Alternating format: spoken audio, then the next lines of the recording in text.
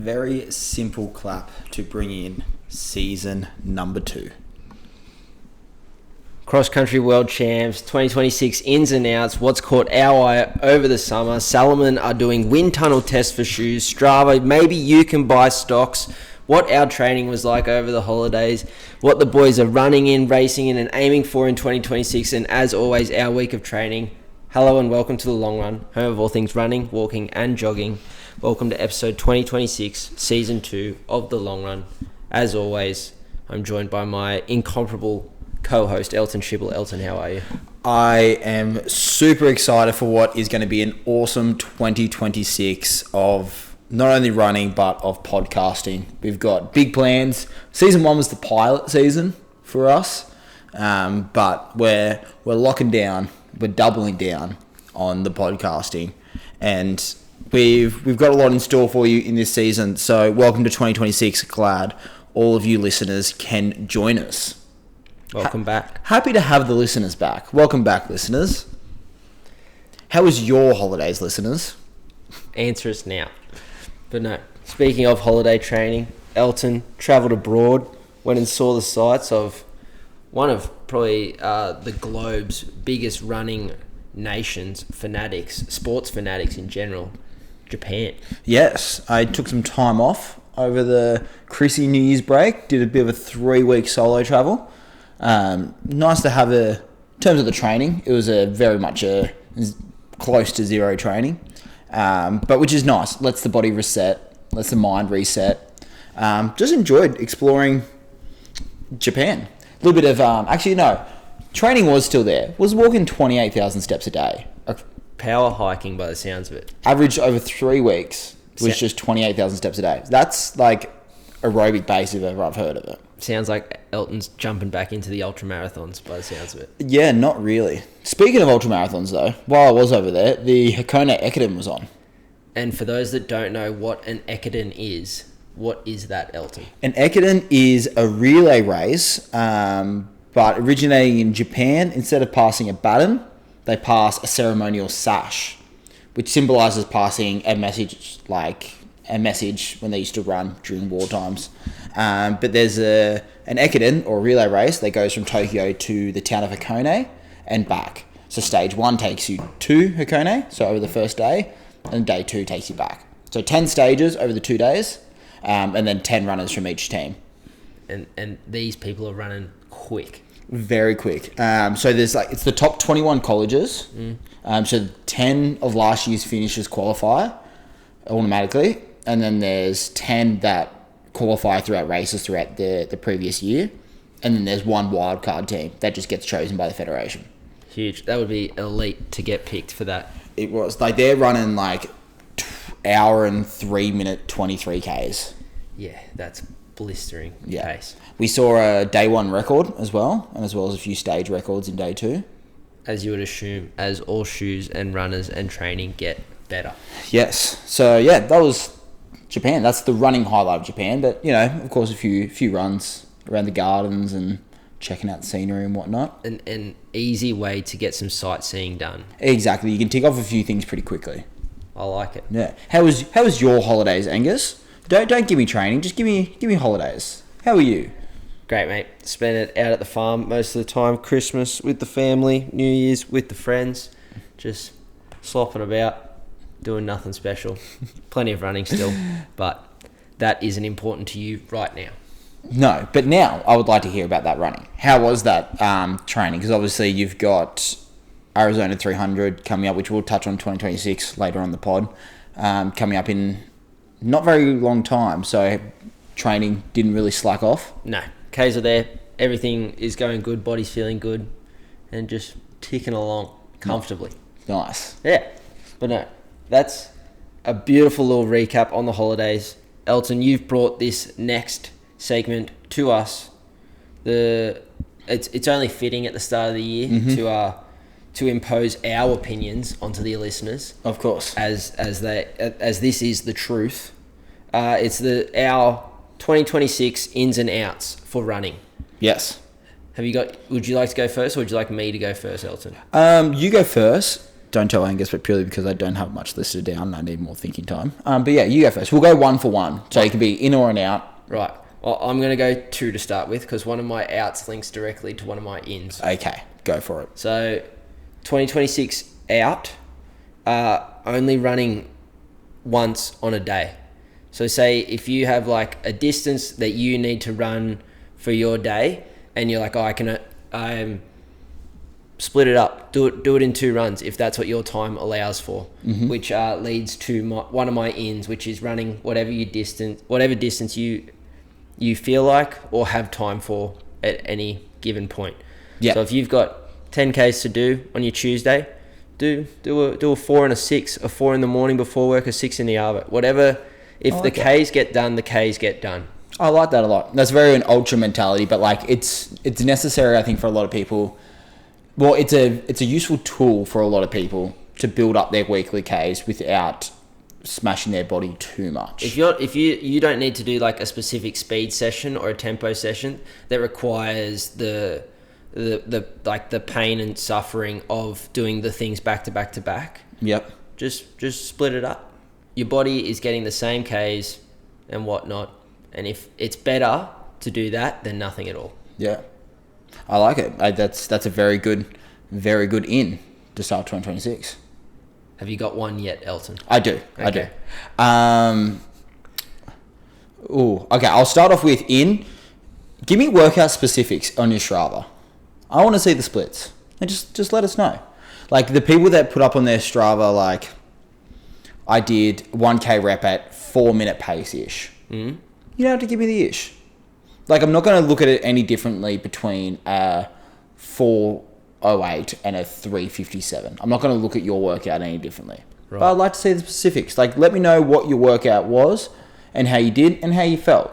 Have you ever had an Apple Watch in your running era or always Garmin? Always Garmin. Because with same here, the Garmin going on and looking at the splits is much easier and not possible on Strava as far as I'm aware, unless you have premium to do the workouts. Yeah, but even still, because I did my premium trial for my 2026 recap, and like the workout specifics, like it gives you kind of the splits, but it's like not really like right. detail. So if Apple has you would like me to go into my Garmin app and relay my splits over to Strava. Yes. Well, that leads on to my second in. If we're doing a bit of a snake draft, it's Garmin friends. Add me on Garmin.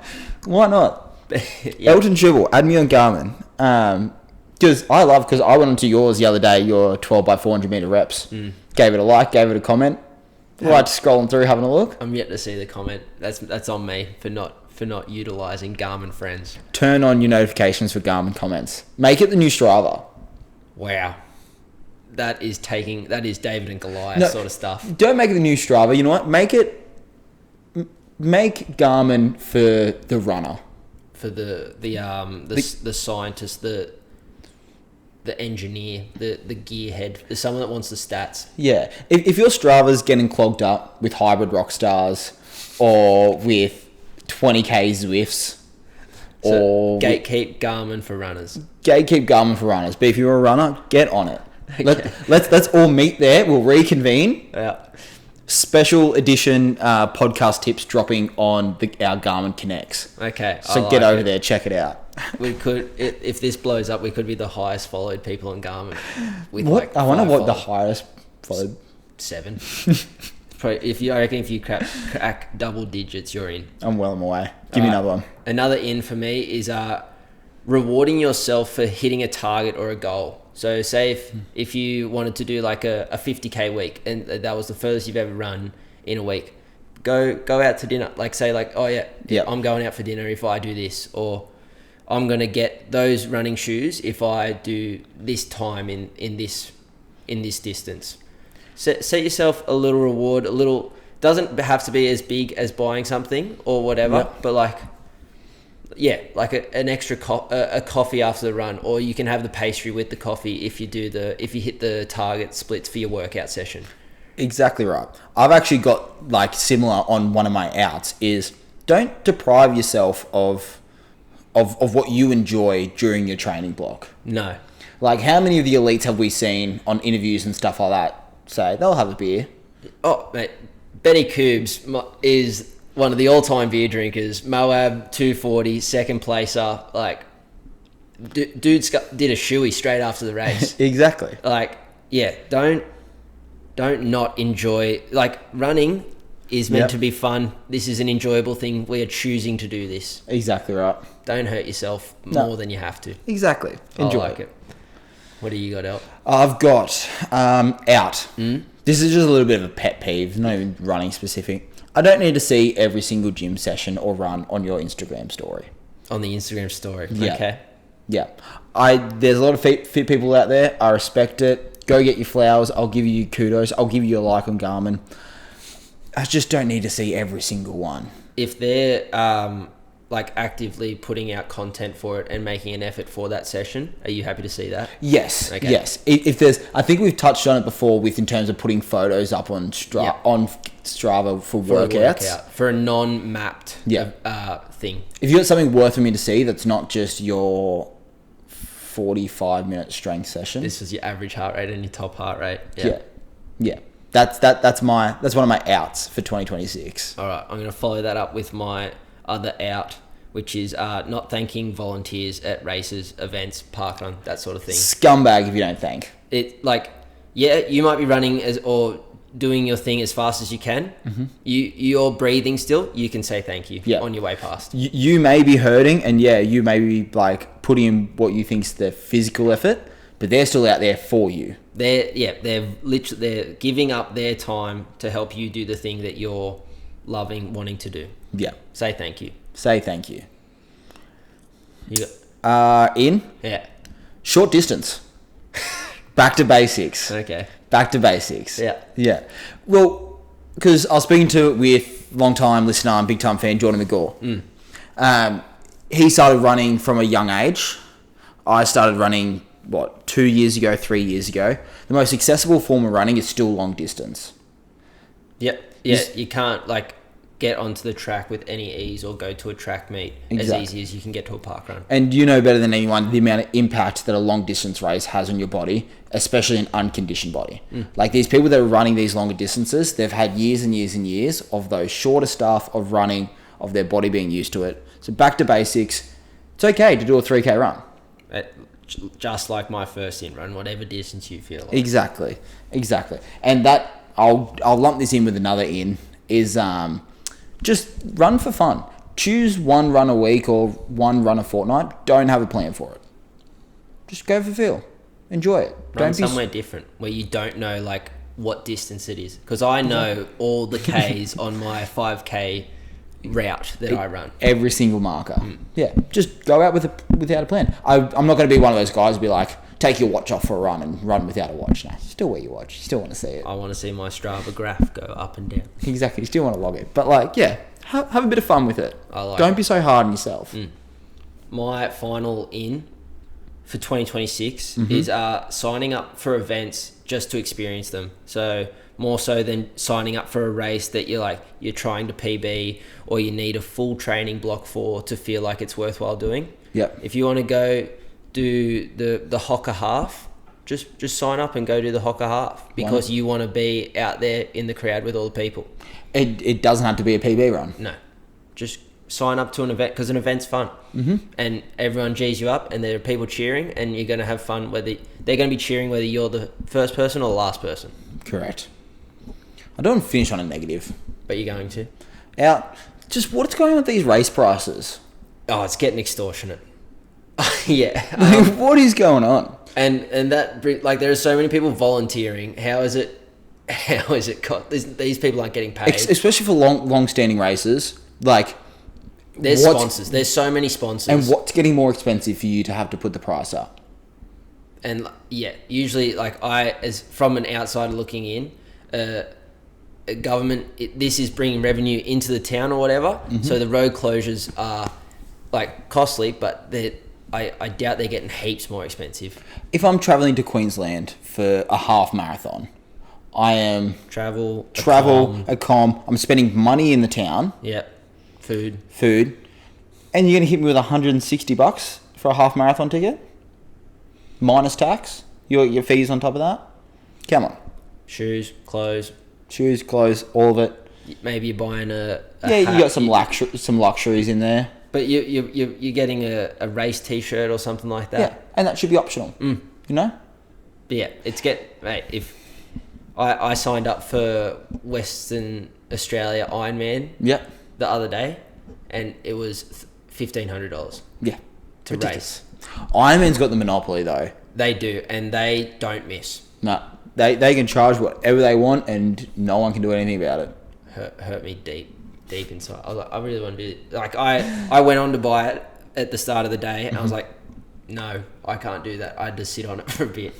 Well, when we get into our 2026 plan, I think we're going to see that you had a race or two to sacrifice to make that happen. Yeah. But we'll get into that later. But yes, that is our 2026 ins and outs. What are your 2026 ins and outs? As I'm pointing to the camera. Send them in. We want to hear them. Yeah. Hey Gus, if people wanted to send in their 2026 ins and outs, because we do want to hear them, how can they let us know? I've completely forgot. No, I haven't. It's the Long Run 100 on Instagram. That is the Long Run 100 on Instagram. On our page, you'll find a little link tree. You can click that, fill out the Google form if you so wish, or just send us a DM on the Instagram. Yep, please do. Or a voice message, whatever you prefer. We love a voice message, and we will play on the pod with your permission. Yes, with your permission. You Or send us a without, voice, if you don't explicitly say you don't want it. you send us a voice message and not feature on the podcast if you say. Yes. There's options. It's voluntary withdrawal of consent. There's options. That's all we're saying. There's options. There's layers. Yes. Which leads us, Elton, to the world champ cross country that recently happened over the holiday period. Yes, it only just wrapped up. What was it? Like this weekend, as we're recording, as of Sunday the 11th. Yeah, so World Athletics had the cross country championships in in Tallahassee. America. In America. In terms of the women's, Kenyan Agnes is the 10K world record holder. She won to claim Kenya's 10th straight women's title. She beat the field by 42 seconds. In a 10, yes, geez, that's pretty quick. Yep. So she got away. In the men's, we had a Kenyan sweep across the top 4 placings. That's just... Yeah. What are they doing differently? There's something. So that's men's and women's. They're just elite cross-country runners. In terms of our Aussies over there, which I'll quickly touch on, very quick around the grounds. We've got Kai Robinson coming in at 24th with a 29.56. Edward Marks, 25th. Morgan McDonald, 31st. Isaac Hayne, 39th. Seth O'Donnell in at 45th. And young gun marathoner Haftu Strintzos. That's my 2026 in. Learn names better. In at 54th. But like with a 31.19 10K cross country. Like, You're not slow. You're not slow. But the main one is we got some Aussie gold in the mixed relays. Huge. Aussie teams took out the championship. Jess Hull, Jack Stay, Lindell Hall, and Ollie Hall came and won. So shout out to the Aussies over there in Tallahassee. Huge crew. Yes. Love to see some running winning in the green and gold. Yes. The Valencia 10K is on tonight. As of recording at 7:15, so in an hour after recording. I don't really have much of a preview for that, but it'll be fast. It'll be fast, which I'm looking forward to seeing. But yeah, that is my quick around the grounds.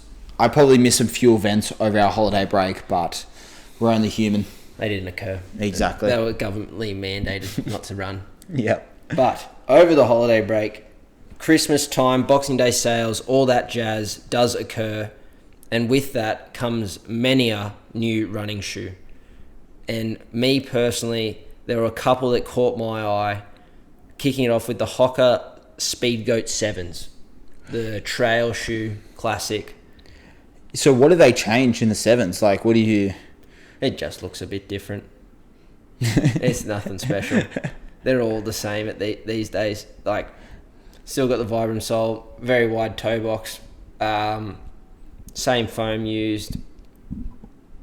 It's new colours. It's a new shape. Right, because it's a very widespread favourite. The Speedgoat has always been. It'd be hard to change. But one thing that has very much so rocked the road running world over the holiday break would be Salomon dipping their toe or making a splash in their new races, the S-Lab Phantasm 3s. These shoes are so fast that they were wind tunnel tested. Everything's wind tunnel tested these days. Nike put holes in a shirt and put it in a wind tunnel. These shoes are so aerodynamic, Elton. They look like a bed sock that you get at a hospital mixed with like the big Hoka slides or those new Nike Mind things. Yes. They're goofy as. They've got the, the soccer boots with the sock and ankle support. They've got that kind of thing. So it's covered up like the laces. Yeah. The Salomon has been testing shoes in wind tunnels. They've just announced their most aerodynamic race shoe, which is the Phantasm 3. Salomon teamed up with Swiss Side to test and design this shoe with the seamless upper and new midsole. The shoe actually has 28% less drag compared to their older models. It's extremely important. Yeah, that's extremely important, especially because we were so familiar with the older models. And the drag that they were causing. I always said it about the Phantasm 2s.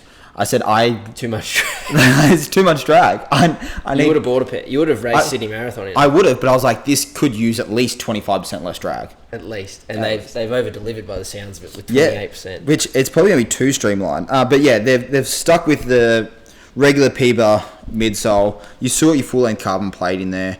6mm drop, so slightly less than a few of your race shoes. But I've got here, and this is my issue with some of the shoes that are coming out, is that it's aimed, this is the quote from Runners Alerts, it's aimed at frequent, high-intensity training and racing. You can't do everything is what I assume you're talking on. So what's the durability of these shoes? They look they look like they have more ankle heel striking capabilities than, say, an Alpha Fly 3. They look like a fatter heel compared to a shoe like that. So they're not your Puma Nitro Elites? No, they're not the most aggressive. Like you said, less rock, less roll. Yep. You would say that there may be a more frequent trainer that is less likely to cause you ankle issues and injuries throughout high volume. Yeah, I mean, they're intriguing. They're intriguing. What's your thoughts on Salomon, trying to make a little bit more ground up in the road scene? Because in the trails, like, they're obviously well known. You'd argue number one. No, yeah, you could argue number one. Look, it'd be interesting to see if they go for some road only athletes, but they're probably doing fine when they've got like Courtney DeWalter, who's running sub 2.5 hour road marathons in board shorts anyway. Like, these trail athletes are often pretty quick in general. Like, Dan Green, who won Cocodona last year, runs a 2-something marathon as well. Like, they're all rapid anyway. I mean, you look at Newcastle local here, Vlad, who's a Newcastle, Salomon athlete, but also a Newcastle marathon/half marathon. Pretty much just ride him into the podium before he begins, if he chooses to race it. Yeah, these trail athletes are already quick on the pavement. It'll be, if they start showing up in some world major podiums, then shout out to them. But I don't see it happening. Yeah, you just see it happening. But yeah, so the S-Lab Phantasm 3 releases January 16th, 2026. I like it. Another thing for the consumers out there, and this gets me a little hot and heavy, is Nike have basically completely scrapped Nike Trail now, and it's just all ACG logos, branding for their trail running kit. Which I've got such mixed feelings about.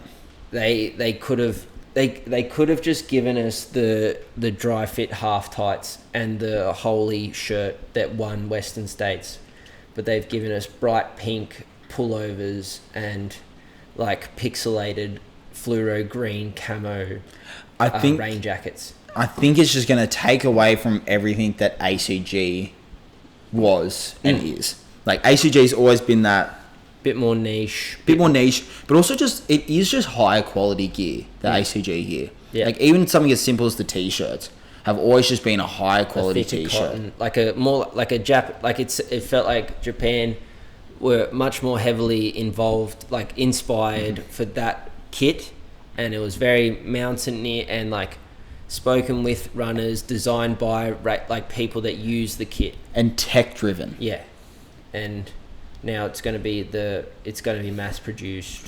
Well, because the Nike Trail line is pretty. They made the best running shorts in my opinion, and now they've discontinued them. In like 2022, or 2021, or something like that. Elton's wearing them right now, and they're great. But is ACG now going to lose that top shelf kind of status? They have. ACG is ruined because Nike are mass producing and selling out. Cash cows.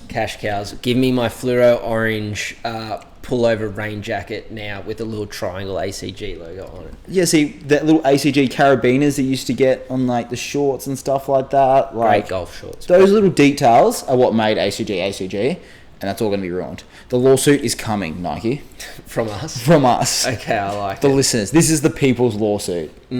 Well, do you have anything else that's caught your eye over the summer, the season? Running kit wise? Yeah. Look, the probably only one, and I kind of want to gatekeep this one a little bit. Okay. But notes running. Yes. Is what I'm eyeing off at the moment. I'm not wearing the tee today. I should have worn it just for the pod, for the viewers. But it's run by Josh Linott, who is an artist, a writer, and he's started to make some specialized apparel.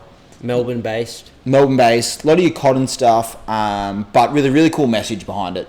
So go check out Notes Running. They've got a drop coming on the 14th of January, but only check it out after I get on and buy stuff. I like that. So it's not sold out. That's Please and thank you. Remember, founders fee. There's the good message, wholesome running based stuff, just cool, calm and collected. Yeah, just everything that I like about the running community. Coffee culture focused. What can all be good and less elitist, less pace driven. Yes. But bringing it full circle, continuing on with the lawsuit based and legal side of running, Strava has confidentially filed for an IPO. Now, for our non-business economics majors, an IPO is an initial public offering, which is the first time a private company offers to sell shares to the public of their company, which is good, bad, interesting, could be catastrophic. See everyone on Garmin Connect shortly. Yes. So Strava has quietly filed paperwork to go public and hired Goldman Sachs to lead the process, according to multiple reports. After more than 15 years as a private company, the runner and cyclist focus platform could enter public markets as soon as like this American spring, so March, April, May. Yep. 2026. So the Strava is coming off a standout year with reported revenue growth of more than 50% and a return to profitability. 2025 funding round valued the company at $2.2 billion, even as its annual revenue remains under $500 million by public market standards. So what does this mean for Strava users? So with more than 150 million users worldwide, Strava has become central to how runners and cyclists train and compete. An IPO brings new pressures to grow. Obviously, once you have stakeholders externally impacting and wanting more money and growth within a company, that's going to push impacts and affect pricing, features and product direction especially for a platform that has largely avoided heavy advertising and aggressive data monetization. Yeah, I never actually really thought about it that way. Yeah. So if you are a Strava user and you think you're not seeing the little pop-up ads every time you scroll past someone's feed like you do on an Instagram or a Facebook, or it's not sitting across the top bar. Yeah. Like Strava is pretty pure and wholesome in terms of just what the app offers. I never thought about it that way. And you know what? Credit to you, Strava, on that case. Exactly. And you don't realise how good you've got it until it's gone. So Yeah. once it turns into an Instagram with an ad every third scroll, Yep. you're going to be upset. Yeah. And my Garmin followers are going to go through the roof. Without a doubt.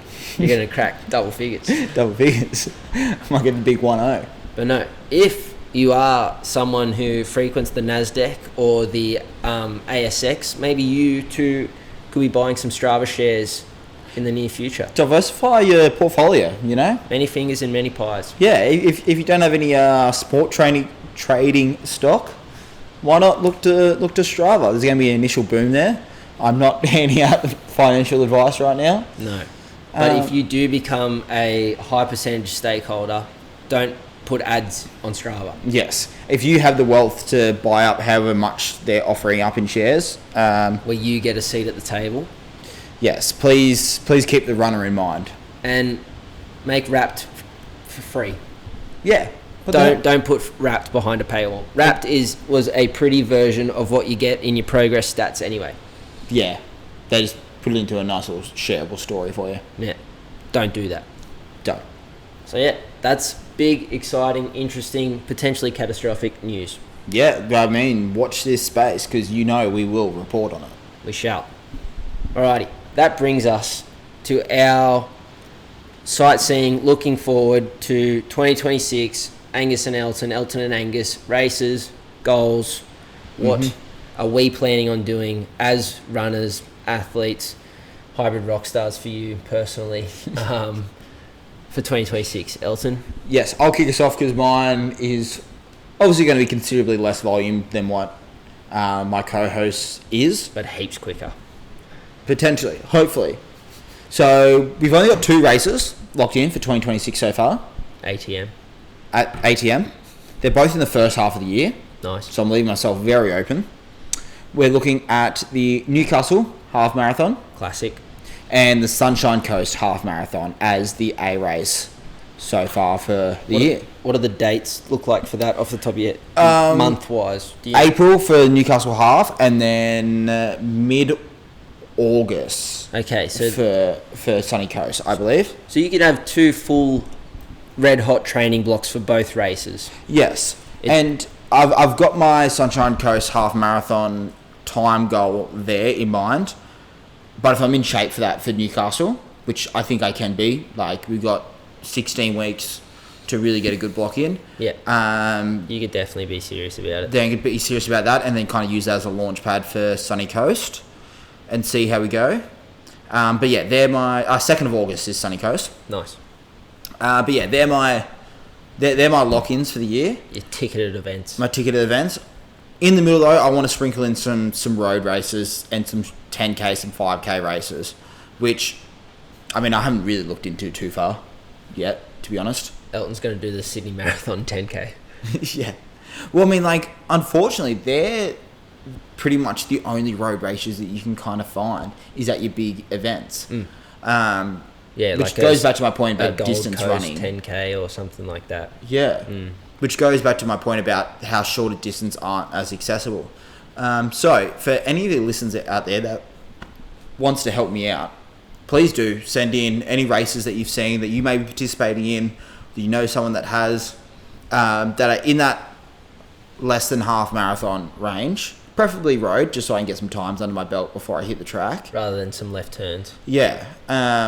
Please let me know because I would be very, very interested to hear, and I'd like to sprinkle through a few more events that I can use as fine-tuning for what is ultimately my A goal.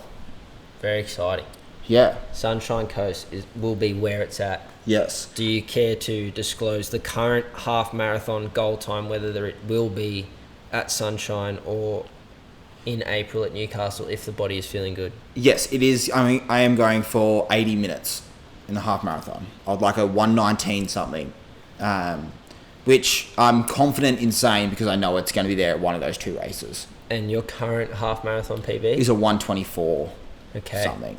So almost 5-ish minutes off. 5-ish minutes, which is like taking it down from a 3:59 pace to a 3:45 pace, which is, when you put it like that, is a jump. Every K. But I was in close to that shape before in my Chicago marathon prep. I was in close to that kind of half marathon shape. So I know I can get there. So that's why I'm pretty confident in saying it, and I'm locking that in as it will happen in the first half of this year, that 80-minute half marathon. That's my big call. I like it. And any like interesting different tactics in terms of your planned training blocks, how you'll lead into them? Yes, actually. I'm actually glad you brought this up because I forgot about even talking about this. Like, this is not staged, by the way, listeners. So I've got strength training is going to go to 2 leg days a week. I need to get that leg strength. I've always said that I should build it up, but this is now the time where I actually need to. I'm already noticing a difference. Like, we noticed the strength come from the trails and how much of an impact that had. So let's just build on that in the gym as well. And then in terms of actually structuring my weeks of training, I've got 2 speed sessions in weekly. That is a lot of pressure on those legs. It is, hence why we need the strength training. But so the earlier session, so on a Tuesday, we're going to be focusing more on top end speed. Yeah, short, sharp, but with standing or just walking rests, like really focusing on that recovery and really focusing on trying to hit those reps as quick and pushing that top of the pyramid, that pace to be quicker. And then for the second session of the week, that's when we're then going to focus on that lactate clearing. So with like your rolling recoveries, your longer reps, and that might alternate week by week with a threshold. Yeah. So like a 2K warm up, and then 5Ks at X amount of pace at a threshold pace, like an LT1 pace or an LT2 pace. Maybe not LT1. Yeah, like around about that kind of pushing it, and then like a 2K cool down. So one thing, just like focusing on that lactate clearance and that endurance at pace. So hopefully those two then come together. Not hopefully, I know that those two will come together then to produce some quick race times. I like it. And that's the plan. That's very exciting. I can't wait to see it in our future weeks of training recaps. Yes. And if you guys thought my race calendar was exciting, wait till you hear what Angus has in store for us for 2026. So I'm not getting any younger, Elton. 2026, the year I turn 26. We've cleared the bank account. We've cleared the bench. And I have, at the moment, 5 races, tickets bought, calendar set. So these are booked. These are in for all bar 2 flights and a comm have been paid for and sorted out. So coming up soon, 34 days as of recording away, Tarawera 100 miler in Rotorua, New Zealand. Yes, correct. 163 Ks. Aiming for, as I've said previously, under 24 hours. Mm-hmm. Big goal. We'll see how we go. If it's not feeling like it'll happen, I'm not going to flog myself on the day because around 4 weeks after that, I'll be taking on probably my A race for the year, the Arizona Monster, the 300 miler, or 482.8 Ks of running on the 27th of March. I just want the listeners to pause for a second and just really take in how ridiculous that is, that he's going to planning on running a sub 24 hour 100 miler, and then only 4 weeks later, we've got the 300 miler in Arizona. And I'm not saying that like it's stupid or he shouldn't do it, because if anyone can do it, it's the man sitting next to me, and he's put in the work for it. But I just want the person that's not Angus McPherson to really try and like think about that and go, wow, like that's a quick turnaround. It'll be like almost like over 550 Ks in around a month of running just in races. Wow. Wow. Which was I don't know, It's a few Ks. It's a few Ks. Yeah, but the Tarawera is just a good peak week. Yeah. Just a good peak week for the training block. Yeah, if you weren't going for a sub 24 hour. Yeah, so, and then if we do that, then we can definitely do 3 sub 24 hour 100 miles in a row, break the course record by 20 odd hours at Arizona, podium, and then we really start to get sponsored and looked after. Well, I mean, it's as simple as that. Like, why doesn't everyone do it? But then you can't just finish your year there. No. What are you going to do after that? I'll have a little bit of a break. We move on to a stalwart in the trail marathon distance in the Blue Mountains, the Hounslow Classic. So a regular marathon distance run, a mere 43 Ks. I said it, short distance is in. Short distance is in. Anyone getting into trail running in and around Australia, New South Wales, this is apparently one of the ones that you're meant to do. So excited to, this is part of the 2026 ins, just signing up for a race to experience the race itself. Yes. So excited to do that one in September, and then that will lead nicely into early October, the Kodiak Ultra 100 miler by UTMB as well. So that is similar to UTA, which we did last year, a major. Yep. So it is worth double stones and all that sort of stuff. And that is at around basically a lap and a bit around Big Bear Lake in California. Nice. So he's heading back to the States. Yeah, a lot of travel, which is just harsh on the bank account. But yeah, that'll be exciting. And that one, when I finish Tarawera and that, I will have 20 stones on my UTMB index. And then he's a shoo-in then for UTMB. That's an extremely bold claim, but yes, hopefully it would be nice to then ultimately sign up or get into UTMB 2027. Yeah. But before that happens, I will then have one more race for the year, which is, as I mentioned earlier, Ironman Western Australia. So full Ironman distance over in Busselton on the 6th of December. Just to cap off the year, because why not? Finish strong. Yeah, save the legs running-wise and just do some cycling and swimming as well. Yeah, why not? And once again, short distance, you're only doing 42 Ks of running in that. Yeah. Piece of piss. Piece of piss. So yeah, that'll be a few, like a 1,000 and a bit or so Ks in races. So yeah, it's all good fun. That's also actually, I'm going to add that to my goals for 2026, is keep up my trail running enough where Gus may consider me for a pacer for when he makes it famous and makes it to UTMB as Australia's best ever trail runner. I'm very fortunate for Arizona. I have three of my good or best mates pacing me, and I said I think everyone is as fast or good enough a trail runner after I have 150, 60, 200 Ks in my legs already. Yeah. So you'll be a shoo-in, Nelson. They're my races for 2026.